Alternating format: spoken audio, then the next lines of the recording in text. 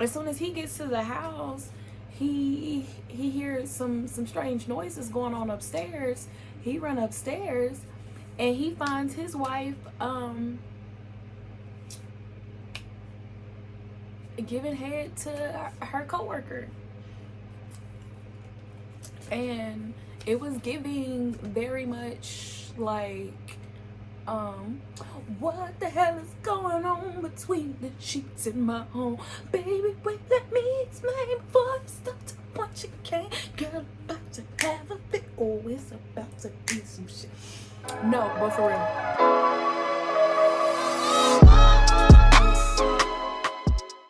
Hi guys, welcome back to my channel, Lene Lotus. I'm your girl Lene. Hey, if this is your first time on my channel, hello, welcome. I want to thank you so much for finding my video. If you do not mind, just go ahead and click that subscribe button down below. It is completely free, so I don't see why you wouldn't. If this is your first time, not first time, if you are a returning subscriber, what's up, sis, bro, king, queen, whatever title it is that you wish to be called. Hey, what's up? How are you guys doing? That's hopefully good. I'm just in good spirits now.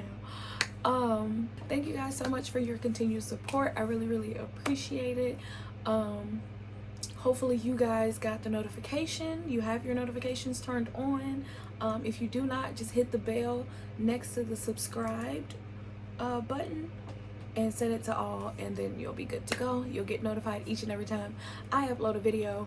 I think that's it. Yes. So you guys know. So without further ado, let's get into this video. You know why we are here, so let's go. P belly, P belly, P belly, P belly. Okay, let me stop playing. All right, so I got my notes. Handy damn notebook. So let's begin, okay? In the beginning. No, I'm just playing. This episode had a lot. Yeah, it had a lot, and I'm still honestly not really sure. I'm still processing some stuff, so we just gonna jump in this. You know, I'm about to dive in. No, let me stop playing. Okay, for real, let's go. So this episode started off with the club getting shut down because one of the dancers sneezed in an employee of the health department, and she shut it down. She said, nah, It was a whole ordeal. Like, she got on the mic in the club and told everybody to get out because it shut down. Because she said what she said, okay? So, the club is shut down. And in the midst of all the girls going back to the locker room, getting their money, they're getting redressed, Roulette gets accused of having diverse income streams and of having diverse income streams.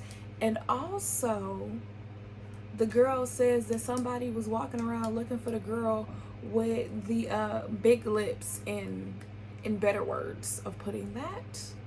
Yeah, so we know who they was looking for, and we know she got paid for doing it. So diverse. Yeah, just a little different. She's a little different, that's all. That's it, that's all. She's just a little different. But anyway, so they get into a fight, and Roulette is kicking this girl's ass. I mean, Big L tried to break it up, and he picked up Roulette, and Roulette literally took her whole foot and just bow right in that girl's face. And the girl was just dripping blood. It was so bad. It was so bad. I was like, oh, I hope she's okay. I hope she's okay. Anyway, so Roulette and Big L. So Big L take Roulette up. I think he took her in the office or somewhere, And she's still mad, obviously. And he telling her to calm down, have a seat, offers her a drink, and she like, nah, I don't want that. Blah blah blah blah. Whatever. They get to talking, and we find out that Roulette has a brother. That's where she learned some what's that shit called? Some wrestling move. Don't know, don't care. But yeah, she has a brother.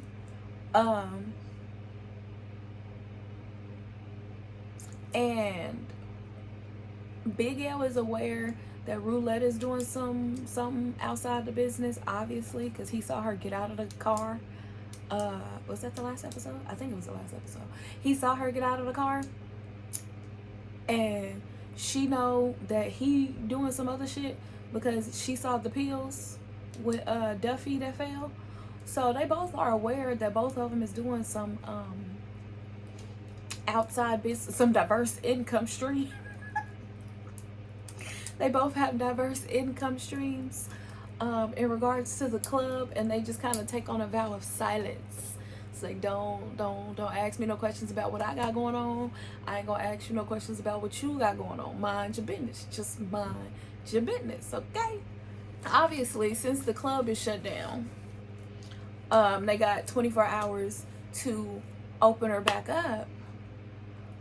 They get everybody to come and help do that. So Big L calls in Duffy with a whole bunch of equipment and some extra foreign guys to help bring in the stuff and do the what's and the who's what's it's.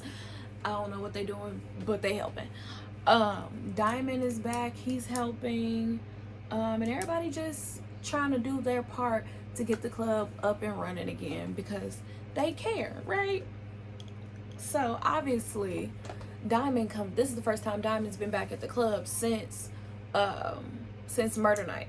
So obviously the girls ain't seen him in a while, and they gossiping. Girls talk like how girls talk.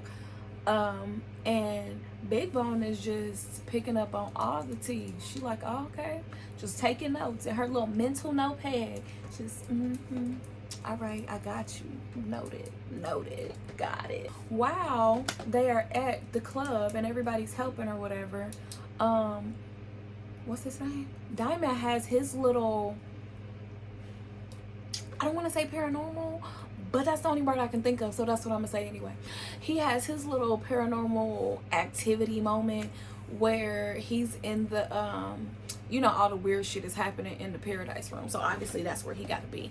So he's in the Paradise Room. I don't know what box or whatever he was taking in there, or why he went. I don't recall why he went in the Paradise Room, but while in there, he has this weird little paranormal moment happening where the floor starts turning into water, and then there's this like creepy hand coming out of the water. Like, I shouldn't be excited about it because he was freaking out, but it was kind of dope. Like, just the whatever. Anywho, he's freaking out. Well, not freaking out, but he's like, his blood pressure is rising, his heart is beating faster, like, he's like, and then Big L snaps him out of it, and everything go back to how it was supposed to be, and he's just like confused as to what's going on, but he know what happened was some weird shit that happened to him. But anyway, so him and Big L are talking, and Big L is trying to convince him to come back and work for the club as security because he, quote, knows where all the bodies are buried. And I'm confused, just a little bit. I'm just confused because bodies with an S? Who else y'all done killed? That's what I want to know. Who else have y'all killed? Because we only know about Montavious. That's all that we know. That's it. We know about Montavious. Who else have we killed? Why is there bodies? And my brain was just like, we don't know anybody that has died. And why would they talk about them if they did kill them? Or everybody knows that they're dead. Anyway, Big L said bodies with an S, plural.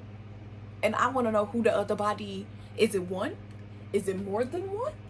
Because we already got one with Montavious. So any 1, 2, 3, 4 makes plural. So how many is this plural? That's how many, and then who is this person? Who are these people?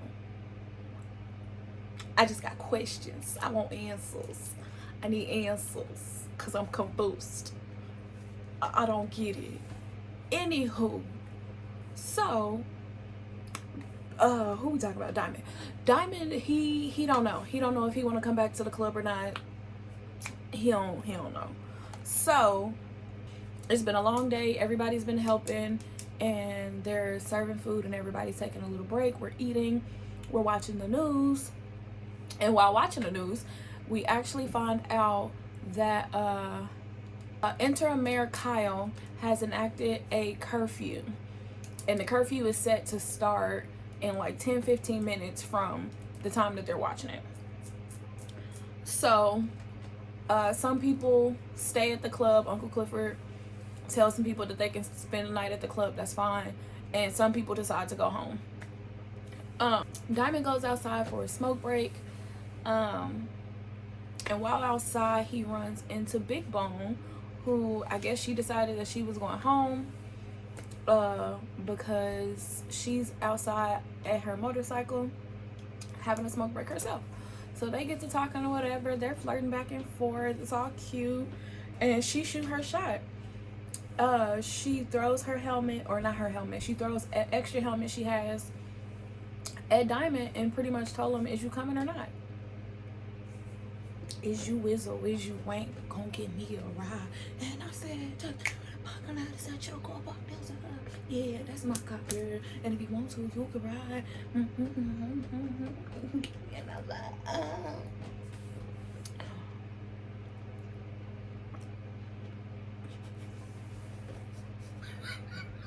So sis shoots her shot. She's like, hey, is you coming or not? What you gonna do? And he got on that motorcycle. Yes, he did. He did. Okay, so we find out more about Roulette's brother. And that is and that is during a conversation that she's having with Duffy, which is Gidget's ex. And the guy that she was flirting with, was that last episode? I think it was last episode. Yeah, so we learned that her brother died 3 years ago because he was shot by the police during a routine traffic stop because he had a broken taillight, and his name is Demetrius, and that's why this episode is named Demetrius. So let's jump into Andre. Last time he was contemplating about running for mayor, and I think he really wanted to do it. So he's driving home to go pretty much see what his wife has to say about him running for mayor of Chucalissa. As soon as he gets to the house, he hears some strange noises going on upstairs. He runs upstairs and he finds his wife giving head to her coworker, and it was giving very much like what the hell is going on between the sheets in my home? Baby, wait, let me explain before I start to what you can't. Girl, about to have a fit. Oh, it's about to be. No, but for real, like that's what he walked into. And long story short, they going back and forth. He telling her like her parents didn't really approve of him. They didn't want them to marry, and how this house ain't his house, and how her parents have always looked down on her, or yeah, her parents have always looked down on him because he didn't buy the house and all this other stuff. And eventually he tells her like, I was coming here to get your approval about me running for mayor of Chucalissa. He started laughing and was like, you're not gonna win. And like you could see it in his face that he was just like done with her. Like that was how was it say? The straw that broke the camel's back. Yeah, that was the straw, and he was just done. So he leaves and he heads back to Chucalissa. Finds out that his goddaddy left him that house in the will, and then he immediately calls up Corbin and is like, hey, let's really do this mayor thing. Like let's make this happen. So bam, after mentally divorcing, that's what I'm gonna call it, after mentally divorcing his wife after finding out that she was having an affair, he heads back to Chucalissa and goes to the Pink and is talking to, what's that girl name? Haley. I don't know why I was about to call her something else. And he goes and he's talking to Haley and he tells her what happens. Clifford is catching Mercedes up on the club being shut down for 24 hours and the fight that Roulette and I really can't remember that other girl's name and the stripper is having. And while that's happening, they find out on the news that Pastor Woodbine, Mercedes' mom, is running for mayor. And both of them are actually quite shocked that this is what she decided to do. But she said in the last episode that they was messing with the wrong one. So she's about to do something. Who really freaking knows? Because her mama crazy.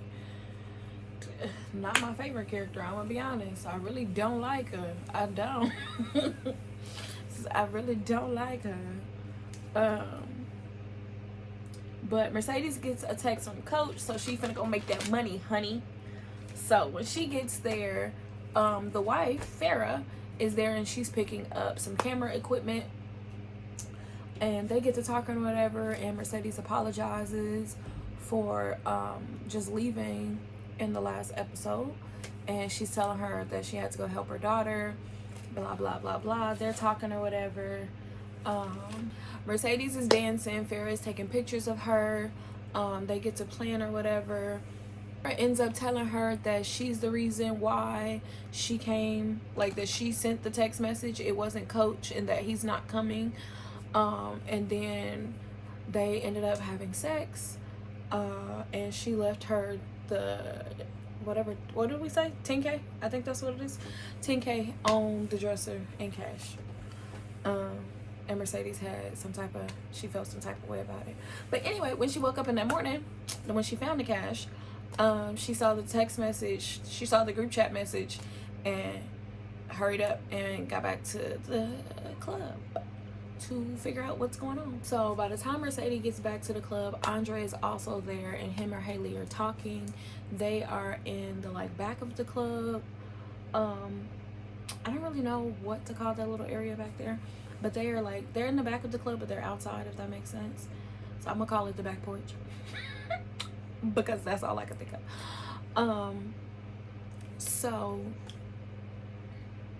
yeah, so Haley and Andre, yes. So Haley and Andre are on the back porch and they're talking, and by the time Mercedes finds Uncle Clifford, he is in the office looking out the window listening to Haley and Andre's conversation. Andre tells Haley that he wants to run for mayor, and she's excited for him. She thinks it's very interesting, and she's telling him to go for it.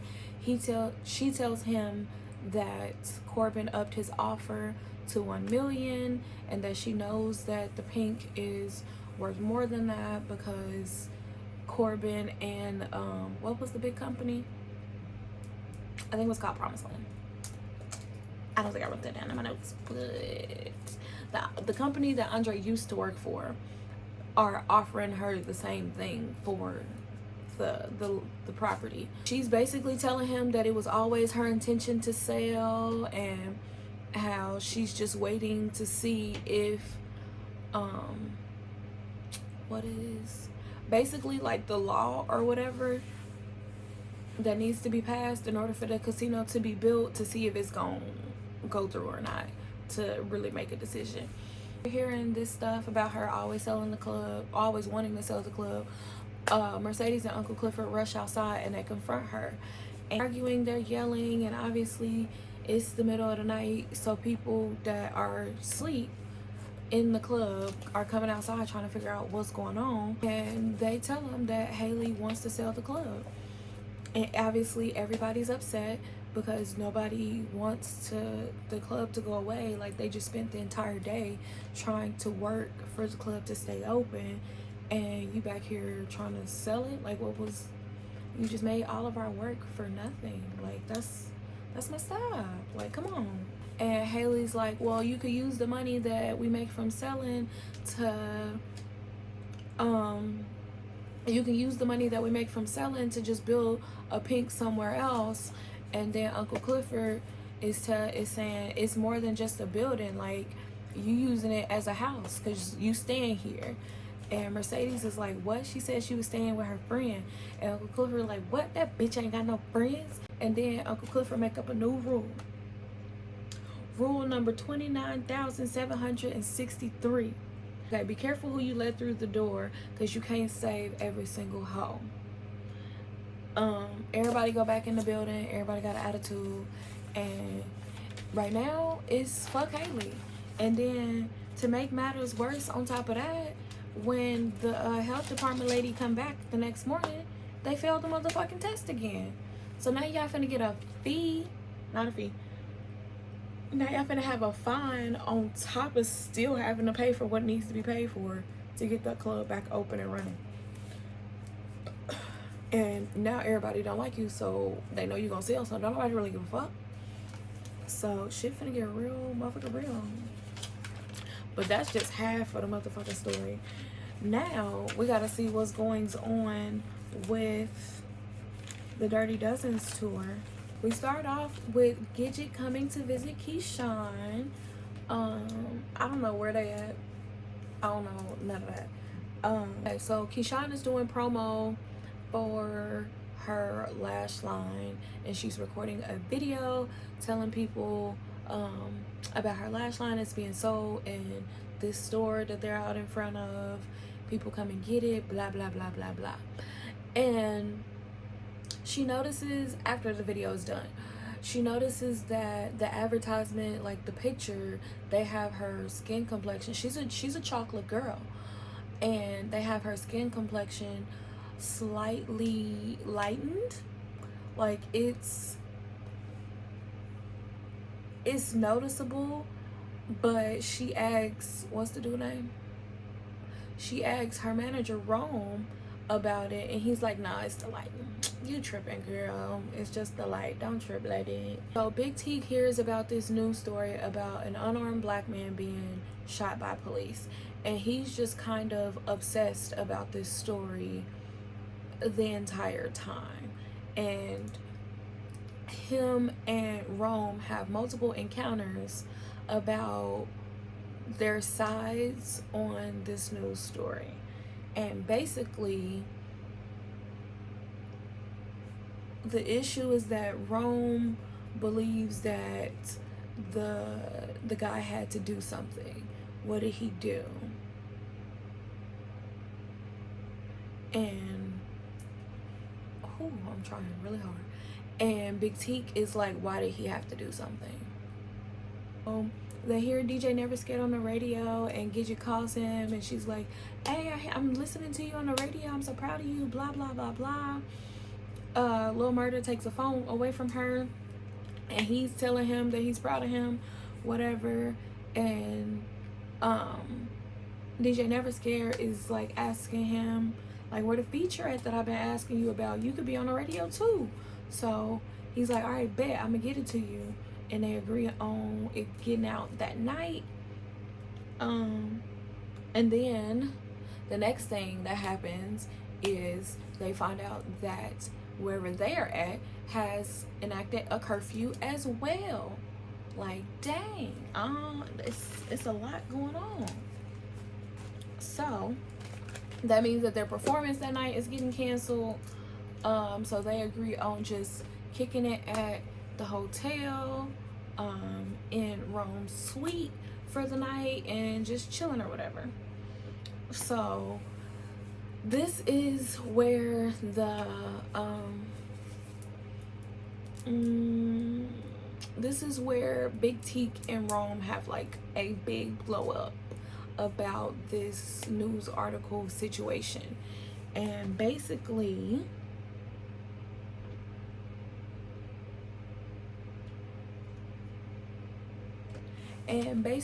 Big Teak is on edge about this news story. Like, he's really taking it personal. Like, he's just been like non-stop focused in on this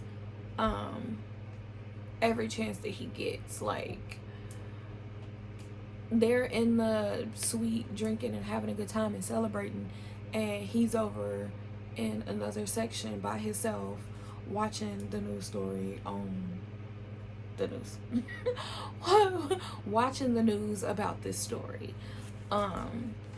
So Rome and Teak get into a very heated altercation, and they're yelling at each other back and forth, and Gidget tries to throw her little 2 cents in, and he turns his attention to her, and he's yelling at her, and obviously all that anger is literally just like, and now the situation has been escalated because he's yelling at a woman. Not only that, a very, very small white woman.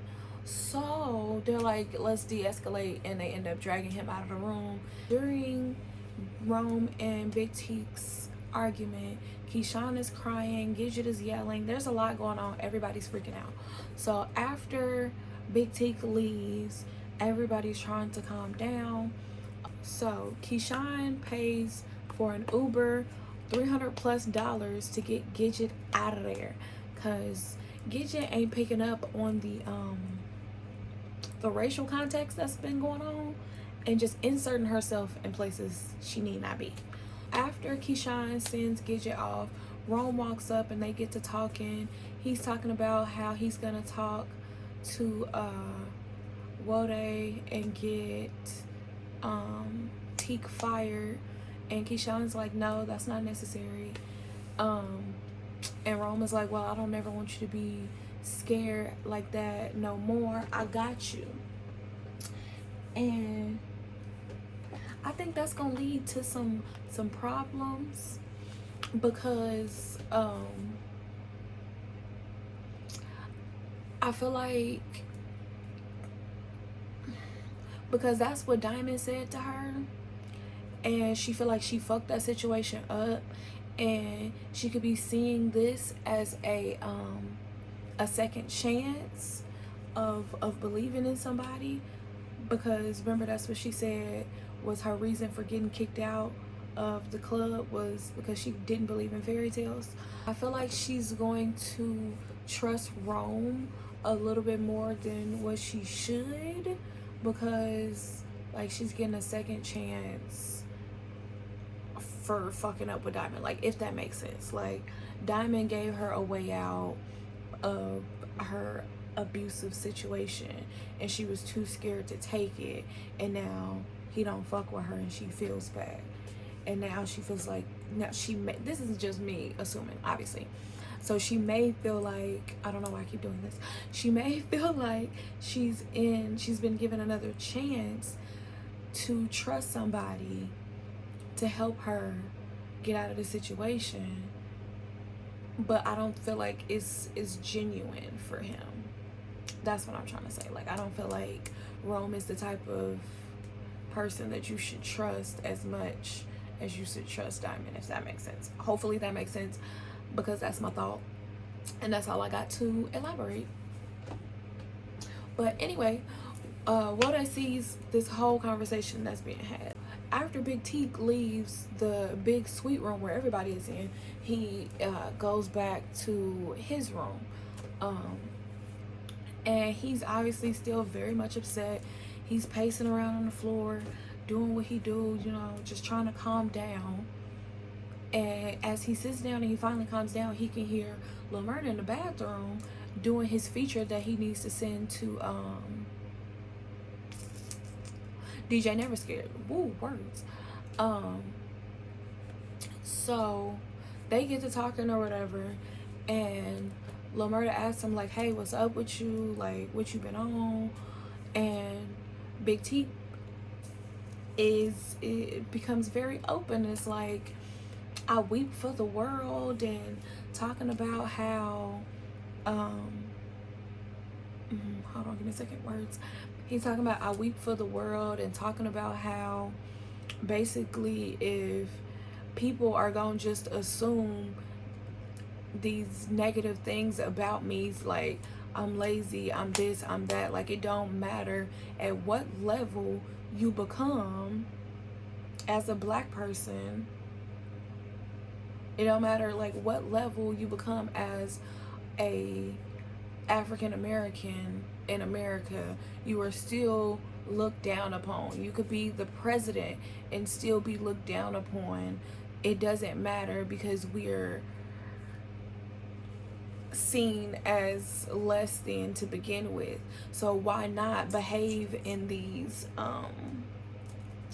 stereotypical, I'm really trying to find the best way to say this, and I don't even think this is right, but what better way to behave than the way that they expect us to behave is basically what I got out of that. Lil Murda walks over to Big T, who is sitting on the bed, and he starts massaging his temples, and Big T lays his head on Lil Murda's stomach. He kisses Lil Murda on the hand and tells him that he gonna make him proud, and how he's gonna be the person, like he gonna be good, he gonna be the person that he wanna be, like he gonna make it in this rap game, he gonna be that nigga. I don't think I can say that on YouTube, so I might have to edit that out. So after that, Lil Murda started kissing him on the head, on the forehead, he's kissing him on the cheek, he's kissing him on the lips, and at this point I had to press pause. Because no, I didn't press pause. I was in shock. So let me get my other phone so I can show y'all. So I was watching this at work. This is when I watched it the first time, and so I'm just at work watching it. I can be on my phone as long as I keep doing my job. Mind your business. I'm literally like, this is me walking around at work, just in complete shock during this scene.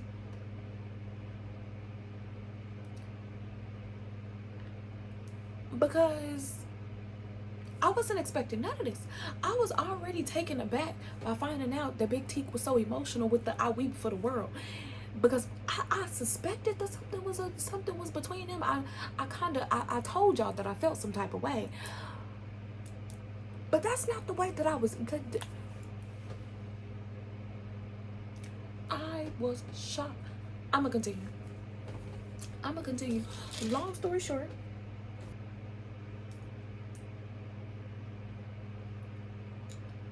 clothes came off, and adults did what adults did safely. That's what happened. And I was in shock the entire time.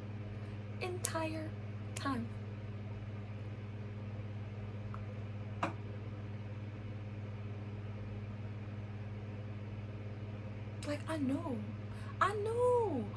but I didn't know. Like, and that's not even the end of it. So they have a nice, passionate night. Next morning, Lil Murda waking up, he's looking around. Hey, I'm in the bed alone. Where's Bae? He look over. Big T sitting in a windowsill with a postcard, and with a postcard in his hand, talking about who the fuck is Clifford, or no, sorry, who the fuck is Cliff, and talking about all that time I was in jail, you ain't never sent me no postcard. And Lil Murda don't say nothing. He just with the old face. And turnover is like, oh, busted. Busted. It's 2:00 in the morning. Where you been? Baby, didn't you get my toy? I was with my girlfriend. You alive? Caucasian tell you they were both at home, but I didn't say them though. And the only things I know, keep it wait. Okay, maybe focus. So Lil Murda don't say nothing, and he just walk. Lil Murda don't say nothing. So Big T grab his bag. He's already packed up. He's ready to go, and he walks out the room. And then the scene changes, and everybody is in the tour hearse. Everybody is in the tour hearse, and the man on the radio, we got some foreshadowing going on. The man on the radio say something about how things are gonna get worse before they get better. Lil Murda finally get a response from Uncle Clifford asking him, is he okay? And that's it. Yeah, this episode was a lot.